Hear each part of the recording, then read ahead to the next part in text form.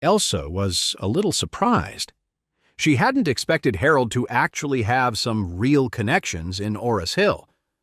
Compared to Charlie, he seemed so much more capable. It seemed like getting to know Orus Hill through him would make things a lot easier for her. The man in black respectfully led everyone to the door of the diamond box. Then he took out a clipboard, handed it directly to Charlie, and said softly, "Sir, could you please sign for the room?" This diamond box was reserved specifically for Charlie, and he needed to sign to confirm it. Charlie smiled and took the pen and paper.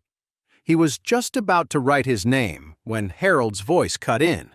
"Hey, what the hell? Put the pen down!" Harold stormed over, snatched the pen and paper from Charlie's hand, scribbled his own name down, and yelled at Charlie, "Are you kidding me? Who do you think you are?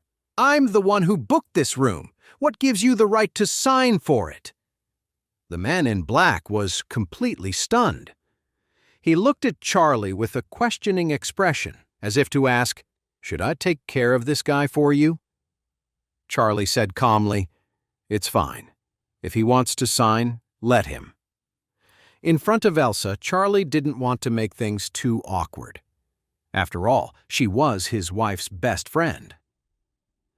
Soon, everyone was seated inside the private room. Harold made sure Elsa sat at the head of the table, while Charlie sat alone in a corner. Only Elsa spoke to him from time to time. Before long, waiters began bringing out incredible dishes and wine. Every dish was made with the finest ingredients. The finest Maine lobster, and even 10-pound Maine lobsters were just supporting dishes here. Even the liquor was a rare, aged bourbon whiskey, and a single half-pound bottle could sell for more than $100,000. Elsa was no stranger to luxury, but even she was shocked by how extravagant this meal was. "Gerald, Harold, how much did this meal set you back?" Harold said triumphantly, "My budget for this was $300,000.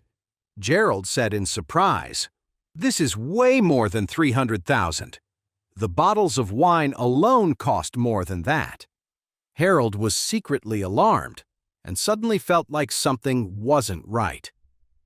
Thinking back on how the man in the black suit had acted, could it be that Orville had given him some kind of special treatment? But that was impossible. He'd never even met the guy. Elsa's beautiful eyes sparkled. She glanced at Harold and said, "Harold, thank you." When Harold heard Elsa's words, he smiled and said, "It's nothing, really. This is how it should be."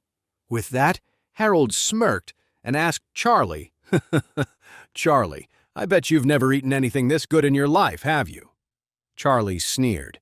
"What makes you so sure?" Harold said contemptuously, "You're eating my food and still talking trash." If you've ever had a meal like this before, I'll eat my own hat. Charlie just smiled, saying nothing. The life he'd lived as a child was so luxurious, most people couldn't even imagine it. In the Wade family, a meal like this would be considered food for the servants. Seeing Charlie's silence, Wendy said angrily, "Charlie, what's with your attitude? How dare you talk to my brother like that? You want me to have you thrown out? Because I will. We're generous enough to let you eat with us, and you're acting like a total jerk. You're just a pathetic loser." However, at that very moment, the door to the private room was kicked wide open, and a harsh voice yelled, "Who the hell are you clowns? Who let you into this room?" As soon as he finished speaking, a man in a suit and a thick gold chain stepped in. A nasty, centipede-like scar ran from the corner of his eye all the way down to his chin. This man held a bill in one hand and a wooden club in the other, his face fierce and menacing. A dozen beefy guys covered in tattoos lined up behind him, surrounding everyone. Everyone was stunned and panicked. What was going on? The leader was a man named Blake, Orville's right-hand man. He'd made his name fighting alongside Orville back in the day and was a well-known figure in Orus Hill. This time, Orville had told him that the extremely important Mr. Charlie would be using the diamond box at the mansion and that he needed to make sure everything was arranged perfectly. But he never thought that when he was checking on the rooms, he would discover that the diamond box was signed for by Harold Wilson. He was furious, but also terrified. He was raging that this damn Harold had taken over the room he had prepared for a very important guest. He was terrified. The real guests were on their way, and there was only one banquet table set up in the diamond box. If his guest of honor arrived and saw this, he was a dead man. What was he supposed to do? At that moment, Harold stood up and demanded, "What do you think you're doing? I reserved this room. Why are you busting in here making trouble?" Blake pointed a finger at Harold. "Are you Harold Wilson?" Harold nodded proudly. "I am," Blake said coldly. "Bring him to me." Hearing this, two huge, muscular guys grabbed Harold and dragged him forward. "What are you doing? Get your hands off me!" "Shut your mouth," one of the guys snarled, kicking the back of Harold's knee. Harold collapsed to the floor, kneeling directly in front of Blake. Blake's cold eyes stared down at Harold, his glare as sharp and chilling as a knife. The sign-in sheet was thrown right at Harold's head. Blake snarled, "Who gave you permission to use this room?" Harold, trying to act calm, said, "There must be some misunderstanding. I booked the gold box in advance, and I paid the $300,000 deposit." Gerald chimed in, "Yeah, what's your problem? Harold booked this room. Don't you guys have any rules?" Blake spat on the floor and then slapped Harold hard across the face. "The gold box? This is the damn diamond box, you moron. It's for our most distinguished guests. You think a piece of trash like you gets to be in here?" As soon as he said that, everyone froze. The diamond box? No wonder the room was so luxurious and the food and wine were the best of the best. It turned out they weren't in the gold box at all. Gerald broke out in a cold sweat. The diamond box was for people so far above him he wasn't even qualified to set foot inside, let alone use it. Wendy quickly said, "Brother, you know Mr. Hudson, right? Hurry up and explain to them." Harold, terrified, shrieked, "Shut up! What are you talking about? Someone like me would never know Mr. Hudson." "But you just said," Wendy started. Elsa watched the siblings argue, finally realizing that everything Harold had said before was just bragging. She felt a wave of disappointment. Blake sneered, "You dare to drop Mr. Hudson's name? You guys have some nerve." He stood up and barked an order to his men. "Hold this man's hand down. I'm going to teach him a lesson." Harold was immediately pinned, unable to move. A second later, Blake grabbed a nearby stick and, without a moment's hesitation, swung it down hard. My hand is broken!" Harold screamed, sweat pouring down his face. A foul smell rose from his pants as he fainted from the pain and shame. Seeing this, Gerald and Wendy turned pale with fear. Harold, who had been so full of himself just a moment ago, had been taken down in an instant. How could they not be terrified? Elsa was scared too, shaking all over. She hid behind Charlie and whispered in horror, "What are we going to do? Are they going to kill him?" Charlie patted her on the shoulder and said calmly, "Don't be afraid. I'm here. No one will touch you." Elsa glanced at Charlie, grateful. Even though she knew he couldn't possibly solve a problem like this, his words still made her feel a little bit safer. Blake kicked Harold, who was lying on the floor, and cursed, "What an idiot." Then Blake turned his head and looked at Gerald. "And you're the one who said I don't have any rules, right? Come here, you worthless piece of trash." Gerald was so scared that he started shaking. "Blake," he stammered, "I'm with the White family." The White family? Blake grinned. Who cares about the White family? Blake spat dismissively, kicked Gerald to the ground, and said coldly, Mr. Hudson himself just taught some idiot from the White family a lesson yesterday, and you have the nerve to use their name in his place? What? Gerald was suddenly terrified.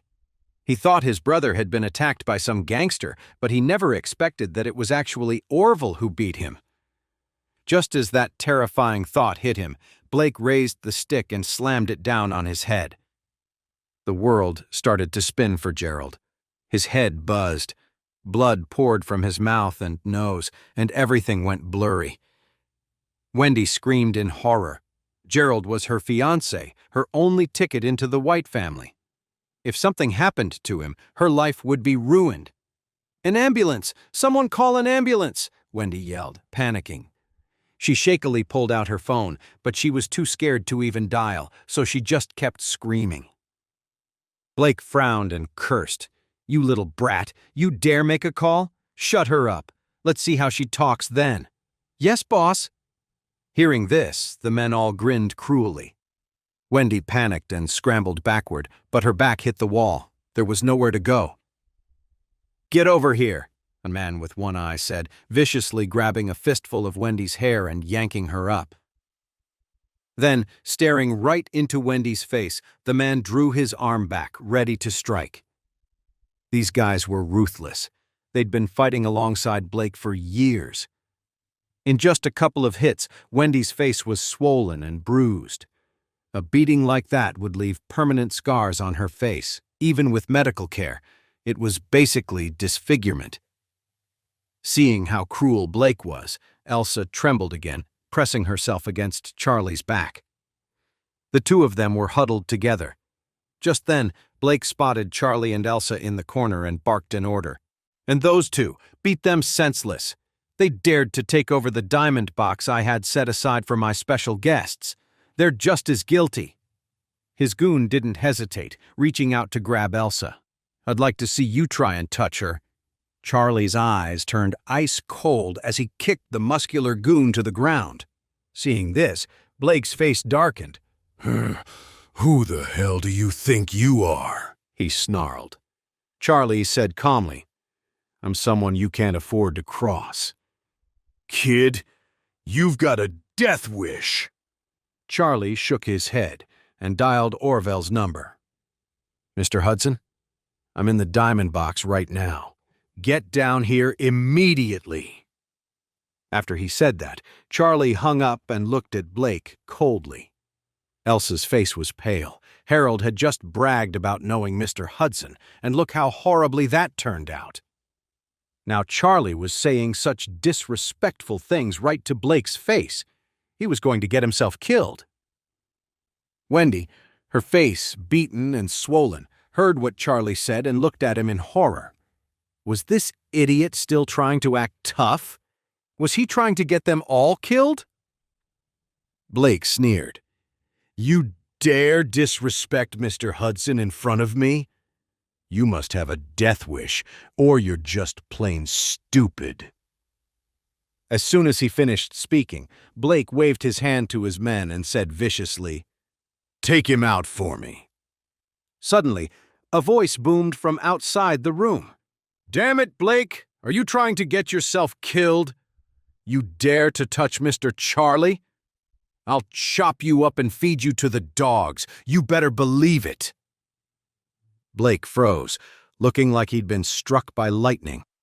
Hey amazing viewers, it's Charlie here. Thanks for sticking with us. By the time of the release of this video, only 11% of our viewers have joined the party by subscribing, and 89% of you might miss out on our next mind-blowing video. So what are you waiting for? Hit that subscribe button and join the exclusive club.